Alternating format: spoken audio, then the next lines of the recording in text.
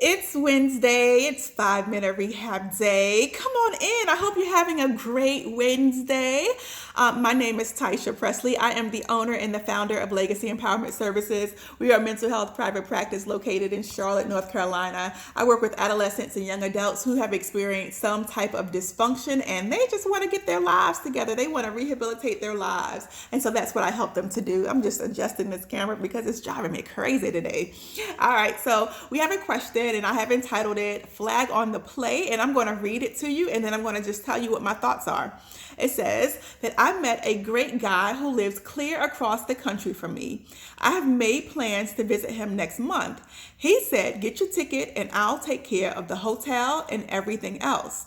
I find out this week that he doesn't even own the house that he lives in, but he's been renting a room from his brother for 8 years. He never mentioned this before, and I assumed that he lives alone.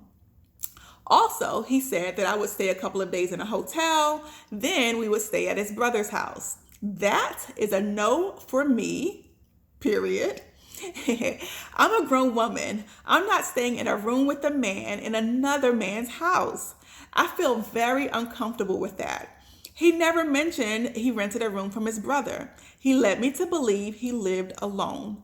Mind you, I live in an apartment alone. I have my own career and I'm doing okay.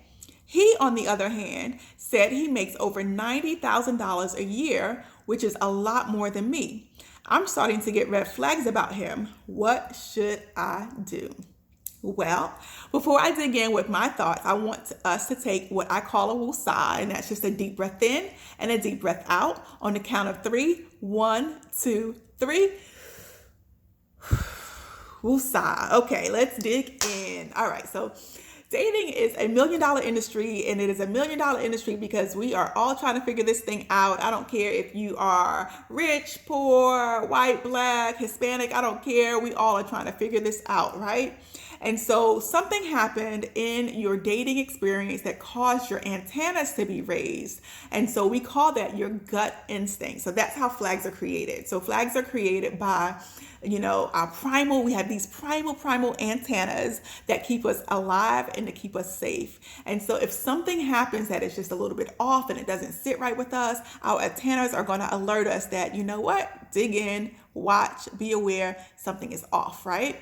So that is something very different from what I call your invisible suitcase. So your invisible suitcase is something that we all have based on our experiences, and we carry it around with us everywhere we go. It includes our thoughts, our feelings about ourselves, our thoughts about ourselves, our thoughts about the world, our thoughts about ourselves, our thoughts about people. All of that is in your invisible suitcase, right? And we carry that along with us as well. The thing about my clients is that we've experienced some type of trauma or some type of dysfunction, and sometimes we have a really hard time deciphering between what's in our invisible suitcase and what is our true gut instincts, right? And so what I would say to you is that if you are having a flag, if a red flag is coming up for you, then that just signals that you need to take a time out, pause, and also just to be aware, to just survey, see what's going on. That's what a flag is. A flag just means to pause and to watch more, maybe ask some questions, all right?